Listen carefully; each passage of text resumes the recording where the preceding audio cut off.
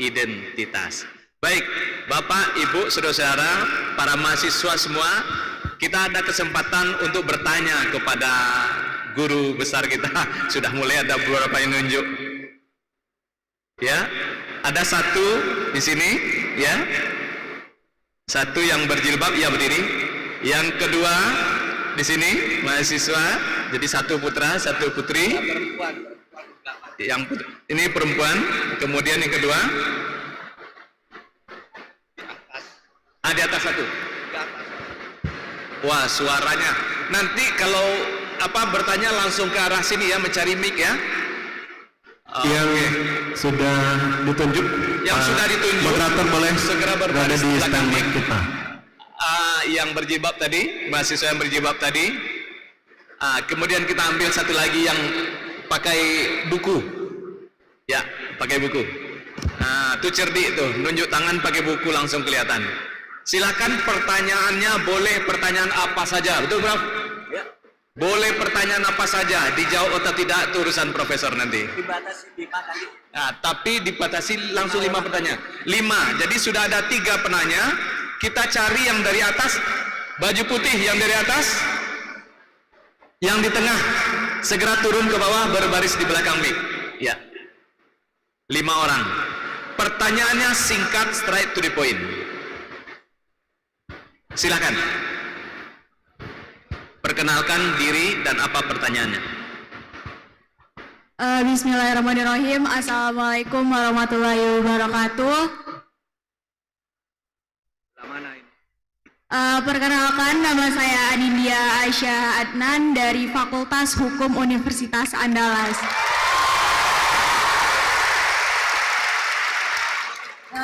Saya dari angkatan 2021. Sebelumnya selamat siang menjelang sore Pak Mahfud. Saya ingin menanyakan ada beberapa pertanyaan.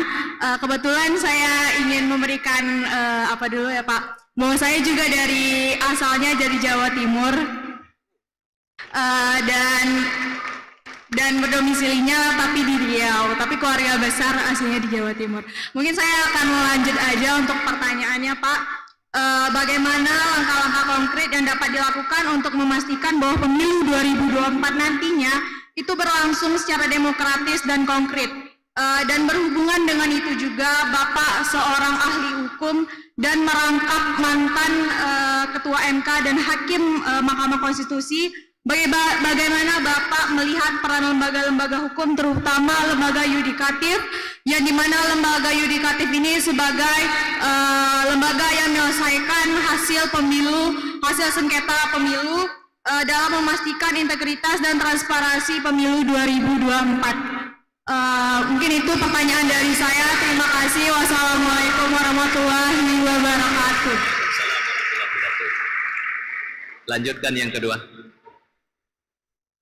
Bismillahirrahmanirrahim. Assalamualaikum warahmatullahi wabarakatuh. Salam Om Swastiastu, Namo Buddhaya, Rahayu. Selamat sore untuk Bapak Profesor Dr. Mahfud MD.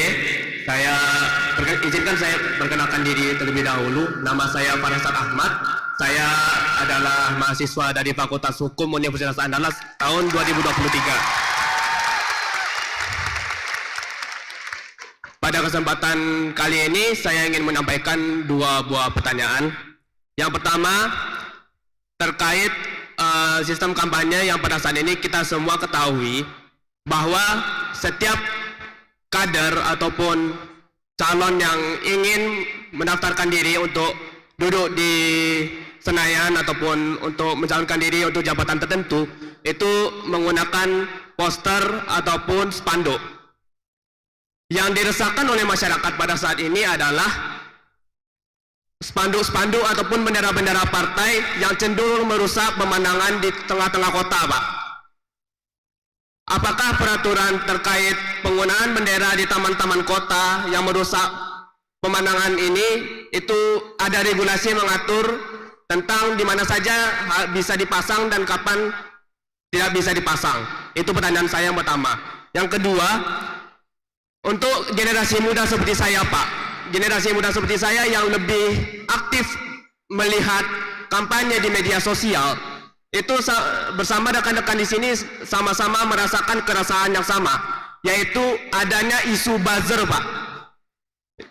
Yang dimana isu buzzer ini dari dulu, bahkan sesudah pemilu 2019 masih koar-koar sampai sekarang, Pak, menimbulkan kegaduhan di tengah-tengah masyarakat hingga hari ini, Pak. Dan kita sama-sama ketahui pelaksanaan kampanye ini baru dilaksanakan pada tanggal 28 November sampai tanggal 10 Februari 2024 nanti, Pak. Kemudian kita akan melalui masa tenang selama 3 hari yang dimana kita tidak boleh berkampanye sama sekali. Lalu langkah apa yang bisa kami lakukan sebagai seorang mahasiswa untuk mengawal pemilu ini menjadi pemilu yang bermartabat dengan cara menertibkan para buzzer yang selalu menimbulkan keributan ini di masa tenang tersebut, Pak. Sekian pertanyaan dari saya, terima kasih. Assalamualaikum warahmatullahi wabarakatuh.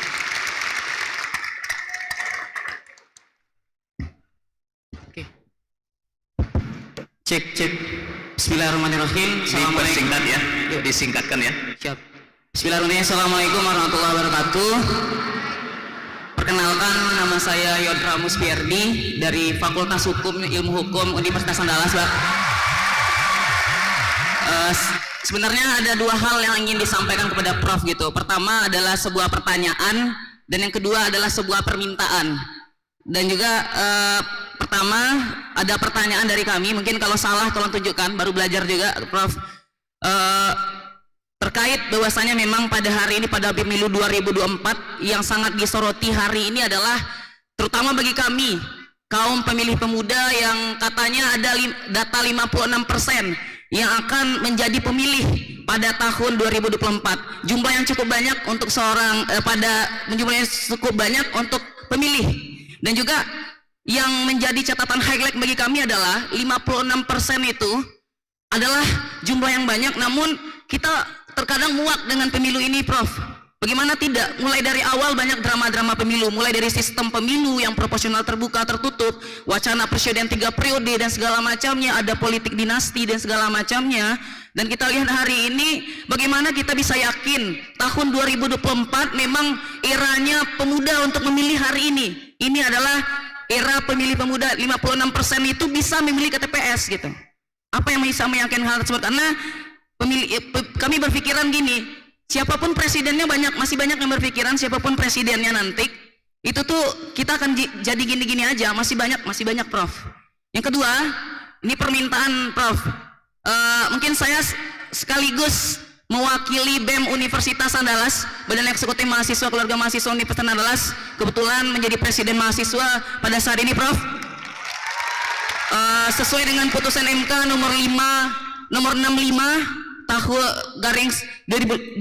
tahun 2023, Prof. Kita di sana diputuskan bahwasanya kita kampanye boleh masuk kampus, Prof.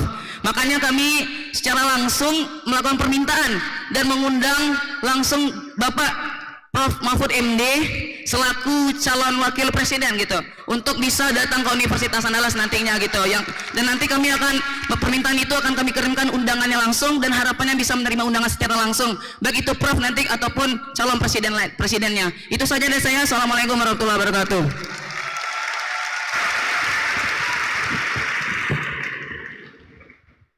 Assalamualaikum warahmatullahi wabarakatuh. Saya perkenalkan dulu diri saya, Alif Budiman Wahabi dari Universitas Metamedia. Saya mungkin ingin memberikan satu pertanyaan dan satu harapan untuk Prof. Yang pertanyaan pertama, bagaimana tanggapan Prof? Kita lihat pemilu ini kan banyak hiruk pikuk dan dinamikanya ya, Prof.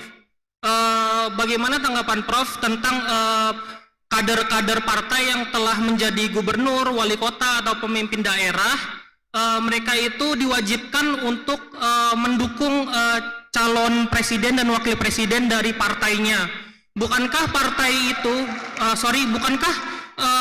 gubernur itu harusnya netral, Prof, gitu. Tapi kita lihat sekarang banyak para gubernur itu menghalalkan gubernur atau pemimpin itu menghalalkan segala cara gitu, Prof. tanggapan Prof tentang itu. Terus untuk harapan kita lihat banyak sekali di sosial media, apalagi kita menuju industri 4.0 ya Prof, di mana dunia itu serba digital Prof. Bagaimana tanggapan Prof untuk menghalang berita-berita hoax yang ada banyak berseliweran di sosial media, dikarenakan banyak sekali miskomunikasi informasi yang terjadi di sosial media Prof. Seperti itu saja mungkin. Wassalamualaikum warahmatullahi wabarakatuh. Terima kasih Prof. Cek. Satu lagi. Hah? Ada yang di atas? Oh ya. Mic-nya bisa? Oh, ada mic-nya. Bisa. Terima kasih. Assalamualaikum warahmatullahi wabarakatuh. Perkenalkan, nama saya Ilham Asywari dari Fakultas Ilmu Komputer Universitas Putra Indonesia YPTK Padang. Dari yang disampaikan oleh Bapak, kurang jelas tadi nama dan asalnya. perkenalkan nama saya Ilham Asywari, Ilham. Fakultas Ilmu Komputer Universitas Putra Indonesia YPTK Padang. Universitas Putra Indonesia. Seperti yang Bapak Profesor sampaikan sebelumnya, demokrasi akan bersama dengan nomokrasi, yaitu kedaulatan hukum. Kedaulatan hukum, mengingat itu, saya mengambil pasal 27 ayat 1 Undang-Undang 1945 yang berbunyi, segala warga negara bersamaan kedudukannya di dalam hukum dan pemerintahan, dan wajib menjunjung hukum dan pemerintahan itu dengan tidak ada kecualinya. Saya juga sering mendengar di siaran pers oleh Bapak Prof, yaitu dimanapun negara hancur kalau hukum tidak ditegakkan dengan benar. Pada saat ini masih banyak hukum, bisa dibilang hukum yang runcing ke bawah dan tumpul ke atas. Jadi pertanyaan saya, bagaimana hal tersebut? Apakah negara kita ini hancur? Yang seperti Bapak Prof sampaikan, negara hancur kalau hukum tidak ditegakkan dengan benar. Terima kasih.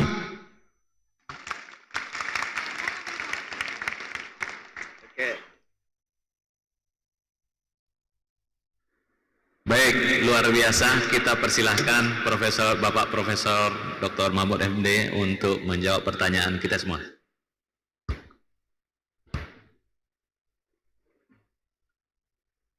Saudara, kita punya waktu kira-kira 1/4 jam untuk menjawab ini semua. Terima kasih. Ada 3 penanya dari Universitas Andalas, kemudian ada 1 dari Universitas Multimedia, dan ada 1 dari Universitas Putra Indonesia.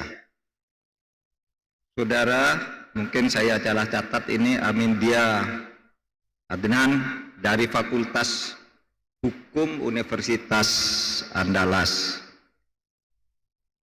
Apa langkah konkret agar pemilu itu berjalan dengan baik, yang bisa memastikan berjalan dengan baik? Ikuti semua aturan, ikuti etika, ikuti nilai-nilai yang mendasari kehidupan kita bernegara. Tadi kan dikatakan tuh, pemilu yang bermartabat itu ikut nilai. Dasarnya adalah nilai. Apa nilai kita itu? Pancasila. Pancasila itu mengajarkan kejujuran, ketertiban, keteraturan, ketuhanan, karena kita dosa kalau kita tidak mengikuti nilai-nilai tertentu. Lalu ada etika. Etika itu baik dan buruk. Nah, kita pilih yang baik. Kita pilih yang baik. Kalau nilai-nilai itu moral, baik, benar dan salah. Lalu ada etika itu baik dan buruk. Lalu ada norma, aturan. Nah, aturan itu supaya ditaati, itu udah pasti pemilunya akan bagus. Pak, apa bisa pemilu yang seperti itu berjalan? Saudara, seluruh dunia di dalam studi-studi ilmu politik mempersaksikan secara ilmiah bahwa pemilu yang paling demokratis di dunia pernah terjadi di Indonesia, yaitu pada tahun 1955. Bisa. Tahun 55 itu. Bisa. Tidak ada catatan di situ pelanggaran apa ya, kecil-kecil biasalah, insiden yang tidak disengaja dan sebagainya. Panitianya netral. Pelaksanaan netral, pengadilannya juga netral pada waktu itu, tahun 1955. Jadi bisa, dengan cara apa? Nilai Pancasila, nilai kejuangan kita, ideologi negara kita, kemudian etika kita, dan norma-norma aturan yang sudah dibuat, diikuti saja itu sudah akan baik. Seumpama ada insiden dari situ, nanti akan ada Mahkamah Konstitusi yang akan meluruskannya. Cuma tadi ada yang tanya, Pak, siapa tuh yang tanya tadi, apakah Bapak yakin kalau Mahkamah Konstitusinya seperti itu bisa menyelesaikan masalah gitu? Nanti jawabannya nanti. Nah ya, ini pertanyaannya juga sama Nindya tadi, bagaimana lembaga yudikatif bisa dipercaya kalau seperti sekarang ini masalahnya? Saudara, yang di Mahkamah Konstitusi itu adalah peristiwa mendung bagi dunia hukum, tetapi sekarang awannya sudah dibersihkan. Karena apa? Penyebab mendungnya itu sudah diselesaikan. Melalui Majelis Kehormatan Mahkamah Konstitusi sudah menyatakan dengan jelas ini pelanggaran. Pelanggaran berat. Ada yang tanya, Pak, itu yang melanggar itu kan 9 hakim melanggar semua. Kok hanya 1 yang diberhentikan dari jabatannya? Iya, karena yang 8 itu hanya melakukan pelanggaran ringan, ngomong ke media terlanjur, tapi yang 1 melakukan pelanggaran berat. Ada yang tanya gini loh, Pak, kenapa sudah tahu melakukan pelanggaran berat kok hanya diberhentikan dari jabatan, kok tidak dipecat? Kan menurut aturan harus dipecat dari kedudukan sebagai hakim. Menurut saya putusan MK itu harus diterima sebagai keputusan final, tidak perlu diperdebatkan. Kenapa, Pak? Ya alasannya boleh saudara setuju, boleh tidak, tapi tetap ini alasannya. Saudara, kalau ketua MK itu diberhentikan, dia boleh naik banding dengan membentuk MK yang baru. Misalnya saya ketua MK, diberhentikan dari jabatan ketua, saya boleh sebagai ketua MK membentuk lagi, saya membentuk lagi untuk banding. Jadi tidak ada kepastian kalau langsung dipecat. Kalau cuma diturunkan dari jabatannya lalu tidak boleh ikut sidang, sudah kepastian hukum segera terjamin, pemilu tidak terganggu. Itu yang sekarang harus kita terima. Dan insya Allah sidang-sidang sengketa hasil pemilu yang akan datang itu akan lebih baik. Karena pertama, borok-boroknya sudah dibongkar sekarang. Yang kedua, penyakitnya sudah diamputasi. Sehingga yang baru ini pasti akan takut untuk main-main dengan sengketa hasil pemilu nanti. Faisal Ahmad, Fakultas Hukum Universitas Andalas. Sistem kampanye menggunakan poster, spanduk, Pak, itu merusak pemandangan di kota. Saudara, ada aturan. Di Perda ada, di peraturan KPU ada, agar ya, kalau mau masang baliho, spanduk apa itu, 1 ada izin kepada Pemda dan ada pajaknya kalau jenisnya tertentu, dan ada tempatnya, sehingga kalau melanggar tempat dan sembarangan itu bisa diturunkan atau bisa dipanggil tuh pindah agar tidak mengganggu gitu. Tapi banyak saudara orang lain yang menganggap banyaknya spanduk itu sampai ke desa-desa, di pohon-pohon, digantung di layangan, di apa. Ada yang bilang justru itulah kemeriahan pemilu. Ada. Tapi yang jelas semua itu ada aturannya. Generasi muda, Pak, sekarang ini banyak buzzer. Politik menggunakan buzzer. Saudara, saya ingin sampaikan. Sering sekali kalau saudara bicara buzzer itu seakan-akan bahwa buzzer itu hanya yang membela pemerintah. Kalau menyerang Pak Jokowi gitu lalu muncul buzzernya. Padahal buzzer itu juga ada yang dari pihak sana. Saudara tahu ada satu kelompok buzzer yang sangat terkenal, namanya Muslim Cyber Army. Itu jelas menyerang pemerintah. Bukan buzzer dari pemerintah, menyerang pemerintah terus sampai orangnya ketangkap masuk penjara juga. Karena membuat hoax-hoax itu tadi. Organisasinya ada, namanya ada. Itu koordinatornya seorang perempuan juga ada. Jadi kalau bicara buzzer itu, bayangan saudara jangan bicara penguasa. Buzzer itu ada di mana-mana. Buzzer itu artinya pendengung. Oleh sebab itu mari bangun kesadaran, beretika tadi. Bermoral dan beretika. Agar jangan menjadi buzzer. Bicara lewat media silakan jalan. Boleh bicara melalui medsos. Tetapi yang berkeadaban. Jangan membuat fitnah, jangan membuat ghibah. Tapi sekarang buzzernya pecah kongsi itu. Ada yang dulu dukung, nah sekarang balik nyerang. Ini saling perang sendiri di antara kelompok buzzer. Itu akibatnya kalau hanya emosi, bukan logika yang dipakai. Tapi begini, saudara. Ini penting, ini akademis.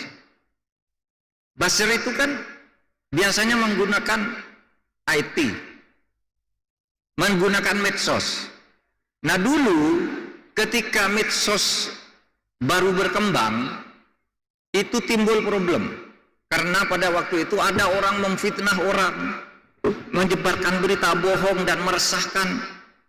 Itu dianggap yaitu kebebasan. Tetapi menimbulkan keresahan, akhirnya dibuat undang-undang ITE, undang-undang tentang informasi dan transaksi elektronik yang mengancam orang barang siapa membuat berita bohong, menyebarkan tanpa hak dan seterusnya diancam pidana sekian. Nah sesudah ada undang-undang ini ada protes lagi. Pak, ini kan melanggar kebebasan. Dulu katanya harus diatur, sekarang sesudah diatur melanggar kebebasan. Nah ini dilema. Oleh sebab itu nih sedang kita garap sekarang bagaimana membuat undang-undang ITE yang baru, yang sesuai dengan kebutuhan kita sehingga bisa keluar dari dilema yang kita hadapi itu. Saudara, dari BEM UNAN, Pak, 56% sekarang generasi milenial dan Gen Z, generasi Z. Gimana cara meyakinkan agar anak-anak seperti saudara ini mau datang ke TPS? Wong nyatanya sudah muak.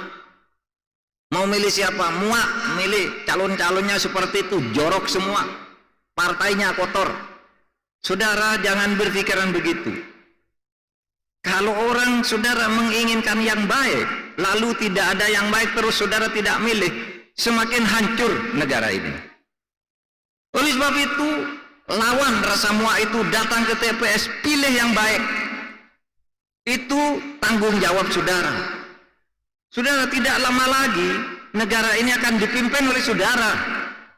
Saya sudah 23 tahun berturut-turut di pemerintahan. Sudah 40 tahun kalau dihitung sejak dari PNS. Sekarang sudah waktunya siap-siap untuk berhenti dan saudara harus siap-siap untuk naik. Saudara tidak bisa menghindar mengelola Indonesia ini ke depan. Karena ini warisan dari para pendiri negara untuk saudara-saudara, untuk kita lanjutkan sampai ke akhir masa kelak. Indonesia ini tetap ada. Jadi rasa muak jangan saudara jadikan alasan untuk tidak memilih. Pilih siapa saja yang menurut saya paling baik di antara yang baik. Saya selalu mengutip ini. Saudara, pemilu itu bukan memilih malaikat. Malaikat itu tidak ada dosanya. Tidak ada jeleknya malaikat. Tapi manusia itu memilih manusia untuk memimpin kita. Sedangkan manusia, tidak ada seorang pun manusia itu yang tidak ada jeleknya dan tidak ada bagusnya. Manusia itu selalu campuran antara baik dan buruk. Tugas saudara memilih yang baiknya lebih banyak dari jeleknya. Karena pemilu itu tidak mungkin memilih orang sempurna atau malaikat. Pemilu itu adalah satu sikap untuk menyatakan agar orang jahat tidak jadi pemimpin. Itu filosofinya.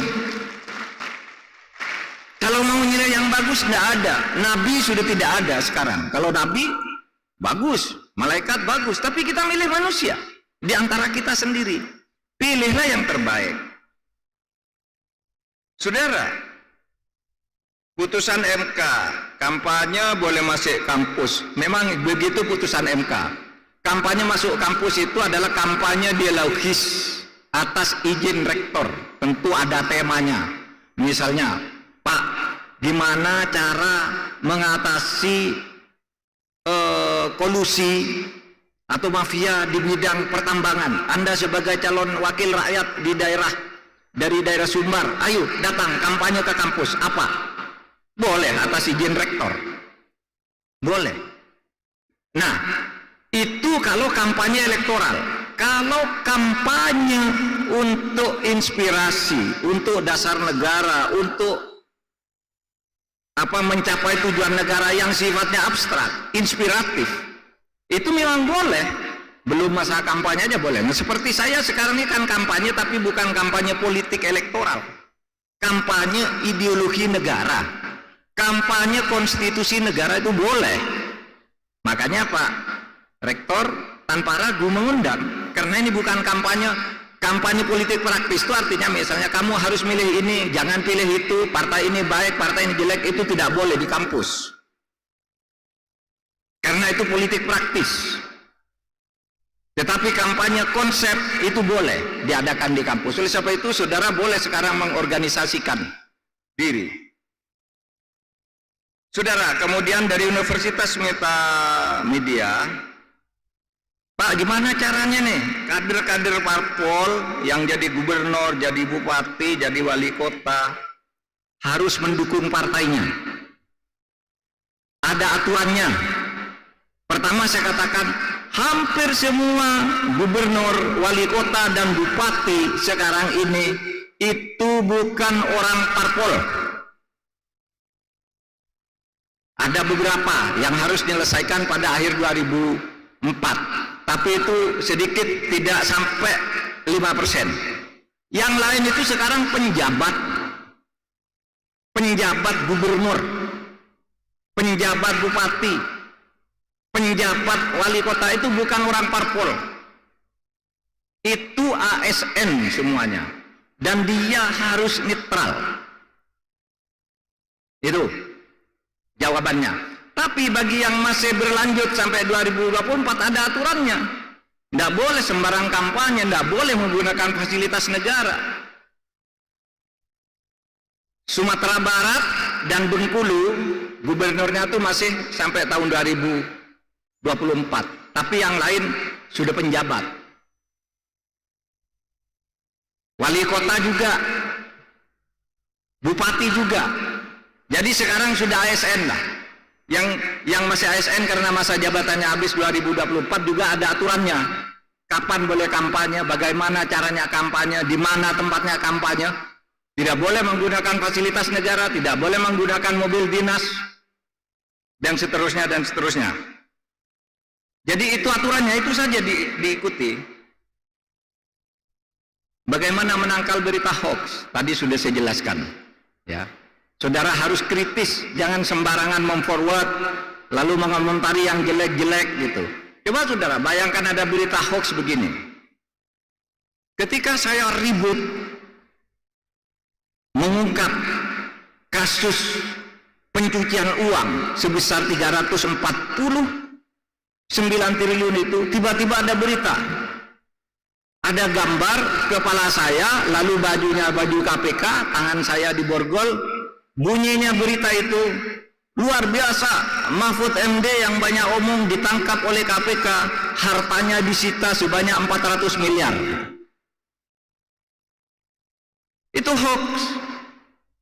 Dia cuma muntas saja gambar orang, kepala saya letakkan di situ, lalu gitu, lalu begitu berita.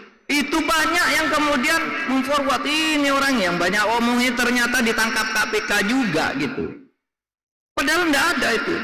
Sehingga saya laporkan ke polisi, Pak, ini ada berita ini Pak.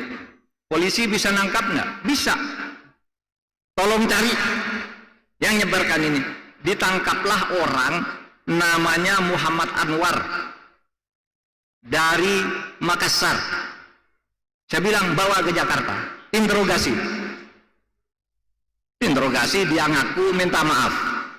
Karena minta maaf, saya suruh pulang. Sudah diangkut ke Polda Metro Jaya. Kalau saudara juga buat sembarangan, kalau polisi mau mencari saudara membuat atau saudara menyebarkan, itu gampang, polisi punya alat sekarang saudara. Jangan main-main dengan hoax itu.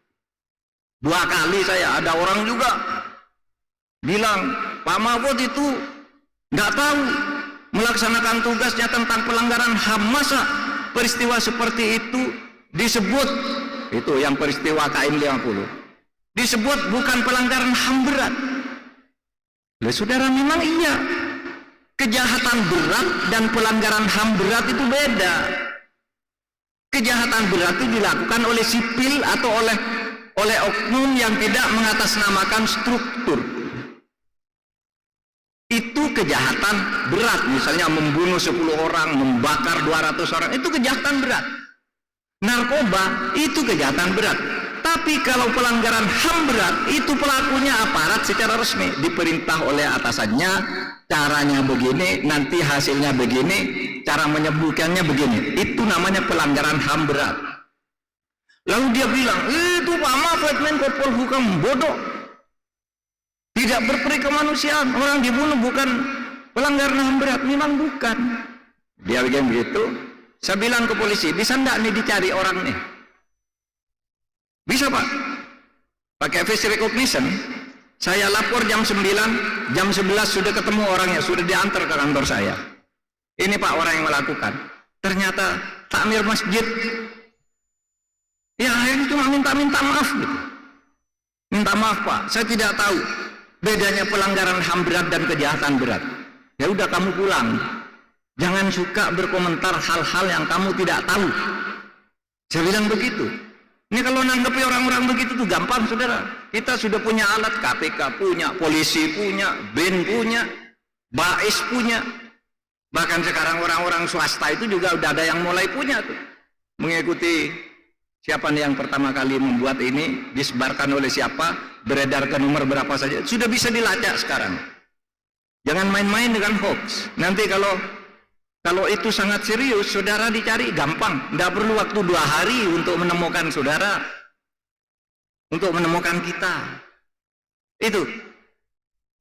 Saudara sekalian, yang terakhir, Saudara Aswari dari Universitas Putra Indonesia. Segala warga negara sama kedudukannya di depan hukum dan pemerintahan. Tetapi di Indonesia ini Pak, kok banyak pelanggaran hukum. Negara bisa hancur, kata Pak Mahfud. Ya, saya selalu berteriak agar hukum di negeri ini ditegakkan. Karena kalau hukum tidak ditegakkan, negara itu bisa hancur. Dalilnya 2. Dalil ilmiahnya, terjadinya 4 dis. Jika suatu negara dalam proses penegakan yang hukumnya masuk ke 4 dis itu, negara itu akan hancur. Apa itu? Pertama, negara itu mengalami disorientasi. Keluar dari ketentuan-ketentuan yang harusnya menjadi orientasi penegakan hukum. Hukum selalu dilanggar, itu berarti disorientasi. Yang kedua, distrust. Kalau hukum selalu disorientasi, maka akan timbul distrust, ketidakpercayaan publik. Kalau ketidakpercayaan publik terus berkembang, akan terjadi disobedience, pembangkangan. Orang membangkang terhadap putusan pengadilan, membangkang. Kayak sekarang itu orang sudah bilang, putusan pengadilan itu bohong, nggak usah diikuti.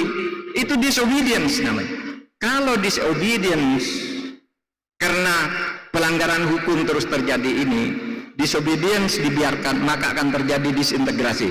Disintegrasi itu, saudara, artinya negara itu hancur, negara itu bubar. Itu dalil ilmiahnya.